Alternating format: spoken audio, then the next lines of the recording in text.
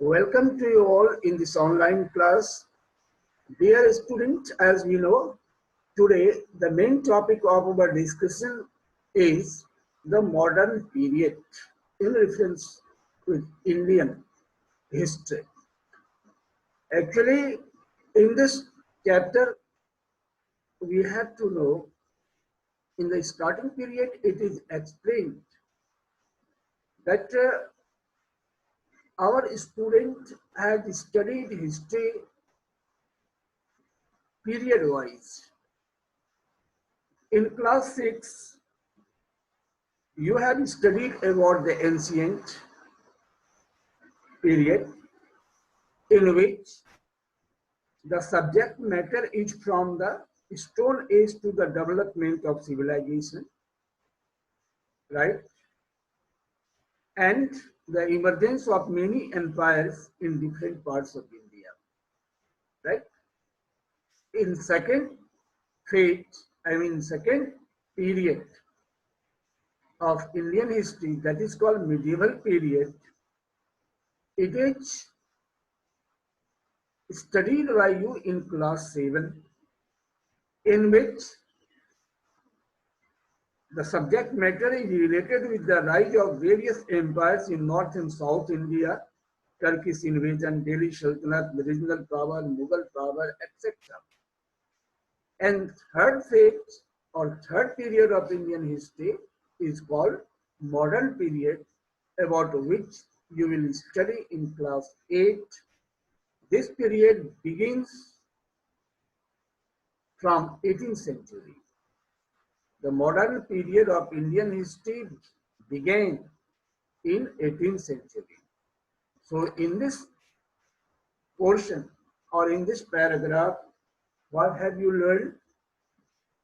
Our history is divided into three parts. History is divided into three periods.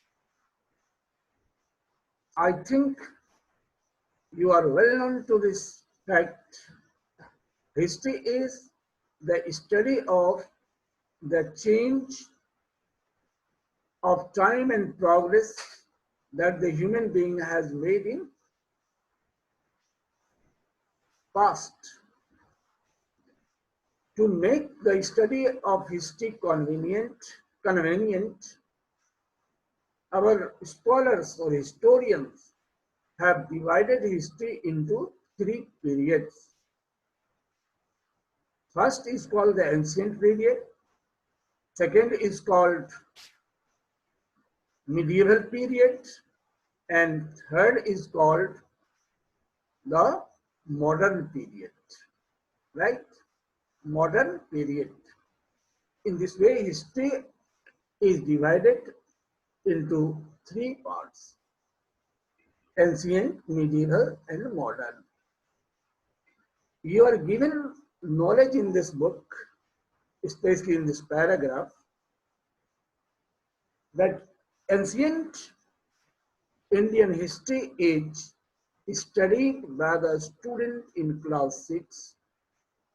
Medieval period is studied in class 7, and modern period, the subject regarding modern period is taught in class 8. In this way, you have learned about the meaning of first paragraph. Now, one thing I want to say, some extra knowledge. Dear student, do you know why this type of division is done by the historians? Why history is divided? There are so many causes. Two causes you should learn. First, history is very vast because it is a continued process. Development in the life of the people is a continued process from very beginning to coming up to coming time. from past to future. I mean past, after past, present come, present, before the present, future is there, future turns into present, and previous present change into past. And this process is continued, and whatever happens during this period, this is recorded in history. This is called history. So it is a very long process, long description. To make the study convenient, it is divided into three periods. First, this is the reason behind the division of history. To make history, the study of history, convenient, history is divided into three parts. Secondly, since a certain phase of time or age or centuries are different in political, social, economic reference to other phase of the development. For example, the development took place in the ancient period was quite different to the medieval period's events. So, bifurcate this type of different progress and the events, it is divided into three parts. Although this type of question is not related, I mean this type of description is not given in your book, but you should learn the reason behind the division of history. Okay, now second paragraph you see here. Actually, what happened, our Indian history, especially modern period of Indian history, began in 18th century. You have already studied about the period of the different, about the timing of the different periods of history, from beginning to the 7th century or before the 8th century is known as the ancient period. From 8th to 18th century, the period from 8th to 18th century is known as the ancient Indian history, I mean medieval Indian history, and onward 18th century history, or the period onward 18th century is known as the modern period. So this is very important to know what is the starting period of modern Indian history. The correct answer is what? 18th century. Okay. Now next, actually this event happened generally after the death of last great Mughal emperor Aurangzeb, right? Who died in 1707, I mean 1707 CE, right? So this is also important from the question point of view, right? Question point of view, in which year Aurangzeb died? The correct answer is 1707. And after that, what happened? The old system, I mean Mughal Empire, began to decline. Many small kingdoms rose, emerged with new ideas, information, and many other powers also emerged in political horizon, political sphere of India. Okay. Next important fact is what? Just after coming of modern period, I mean just in the starting of the modern period, what happened? some event happened that led to the beginning of modern age. It is said the coming of European in India marked the beginning of modern age in our country. Now, here I want to explain two things, especially one matter is here. What are the special features of modern age? What is the specialties of modern age? How can you say, or how can an age be called modern? Actually, there are some special features of modern age. First, scientific development, industrialization, importance of human being. Next, development of modern means of transportation and communication, electricity, etc. Right? So all this happened in this age. It is why it is called modern.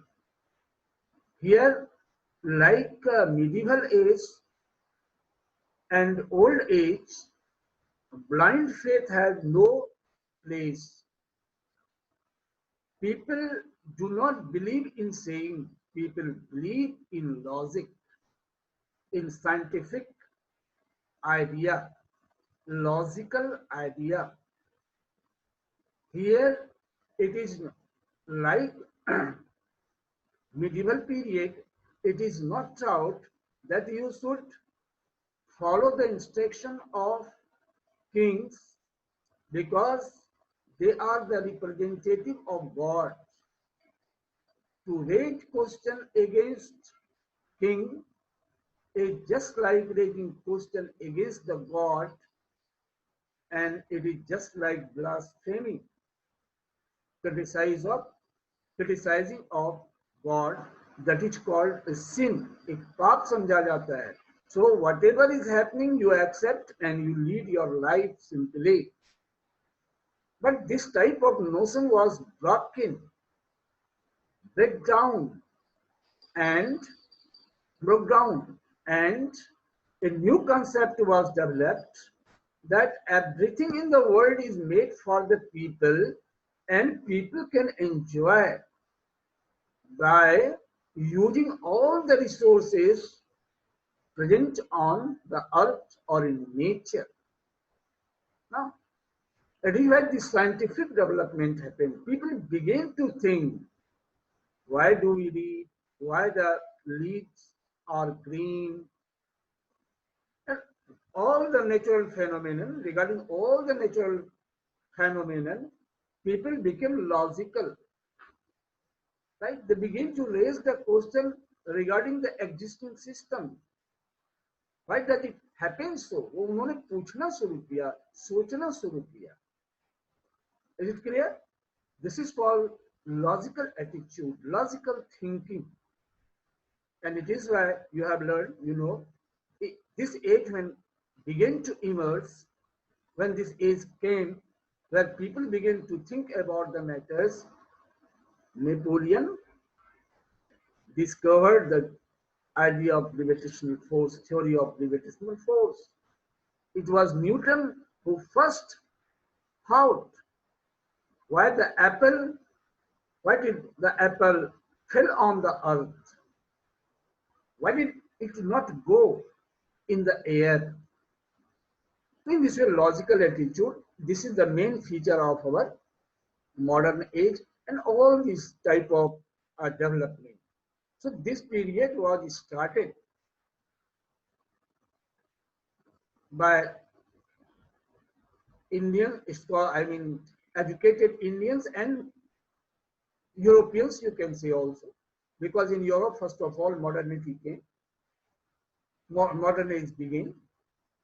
In this way, in our country also, just after the coming of European, dawn of modern age began. Actually, India was exploited politically, socially, economically, and culturally. When the British came, when the European came, actually they did not come here for the welfare of Indians. They were the traders, and their main purpose was to extract maximum resources of income from Indians. And it is why they took undue advantages, I mean exploitation, politically, socially, economically, and culturally. How? Politically, how Indians were exploited. They were not given due place in administration. They were not given the right of freedom, equality, liberty.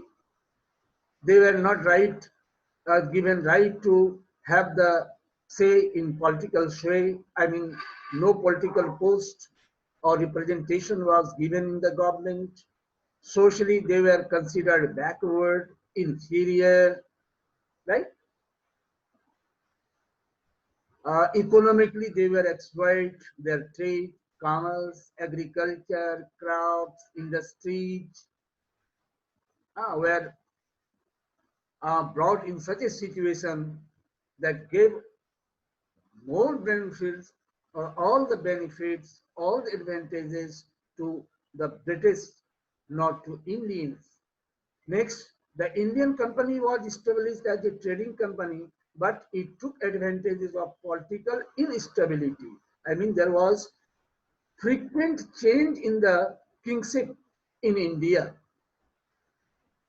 There was no such a king who could rule the country for a long time.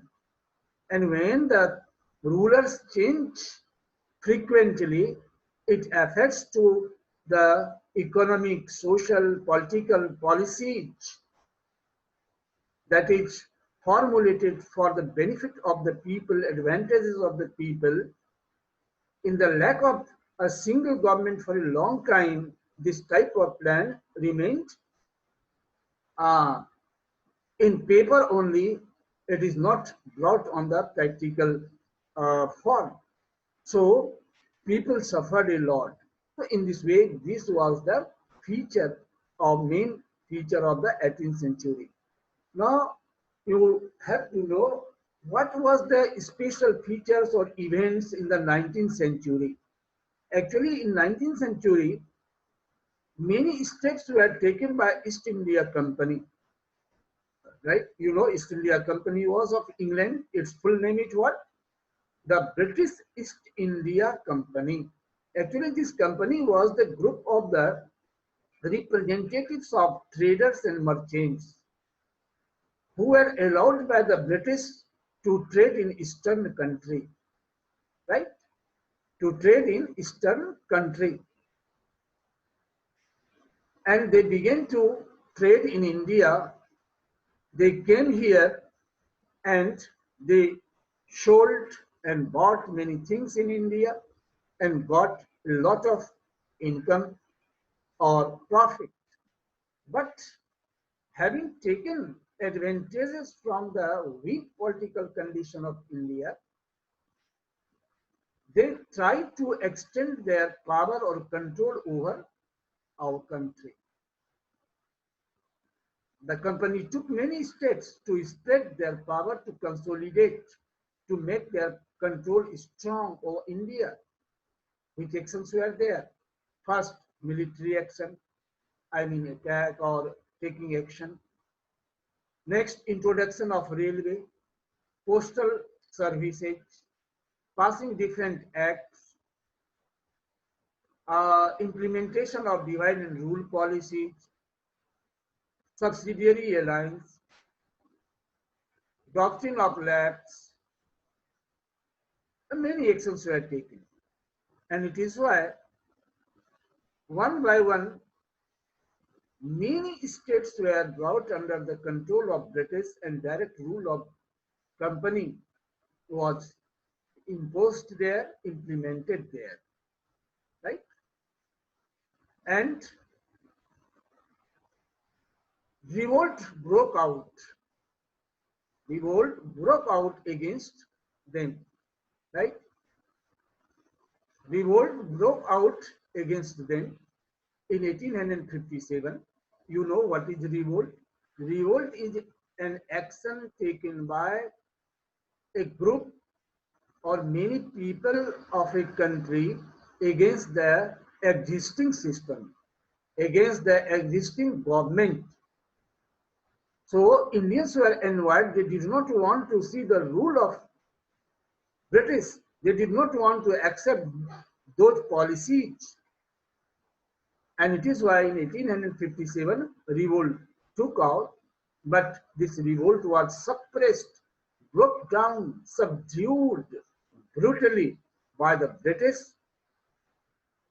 But this contentment reaction continued in the mind and heart of Indians against the colonial power, I mean European power, and later on this turned into the national movement. In the meantime, one organization was set up in India that is called Indian National Congress. Nowadays also Congress party is here, but this party was founded in 1885 for the independence of India.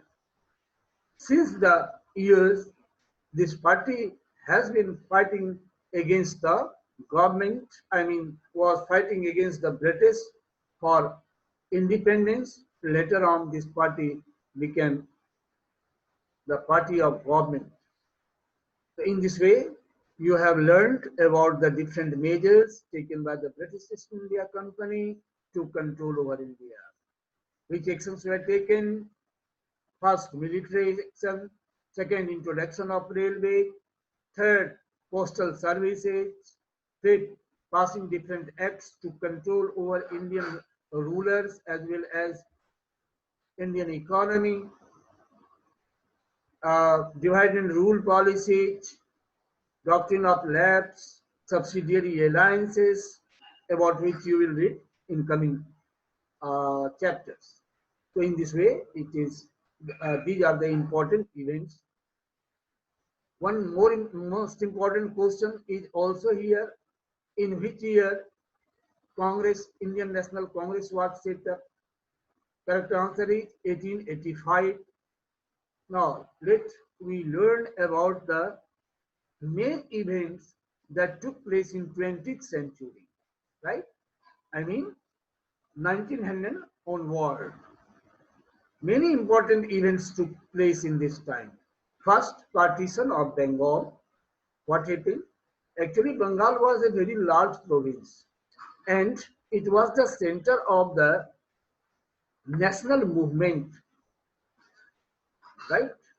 It was creating problem, pressurizing the government of Britain to rule the country as per the choice of Indians, which was disliked by the British. It is why, by taking pretension to rule Bengal properly, smoothly, he divided Bengal in two parts, East Bengal and West Bengal,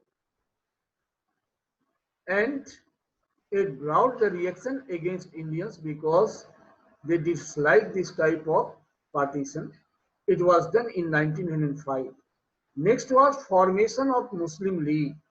In 1906, Muslim League was formed by the help of the British under the leadership of Sir Aga Khan and Nawab Salim Ullah of Dhaka. Actually, this formation was this Muslim League was formed to lead the interest or the represent the Muslim sentiments and demands in the government. Actually, by forming this Muslim League, the British played an important role to bring disunity among Hindu and Muslims. Next was Home Rule League that was set up in 1916. This league, this organization, the aim of the or the basic aim of this organization was to rule India by the help of Indians. Next was Jallianwala Bagh massacre that took place in 1919 in Punjab. I mean, at Punjab in Amritsar, where many people, innocent people who had gathered to protest the British peacefully, were gunned down or beaten very brutally.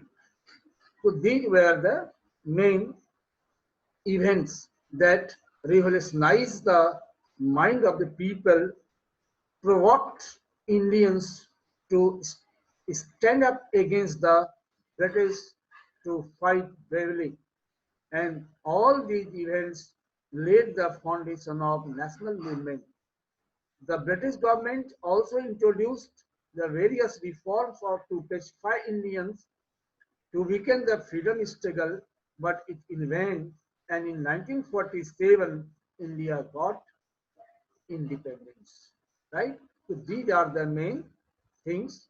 And about these sources of information, we have already discussed. But how do we know about the fate of modern period or modern Indian history? We have the sufficient resources or sources of information. For example, British document, right? Next is uh, yes, next is books, letters and writing speed, newspapers. So in this way, there are many important uh, facts. For example, all these, we get a lot of information from the various bills like Ilbert Bill, Arms Bill. Uh, we have already explained, but I am going to explain again.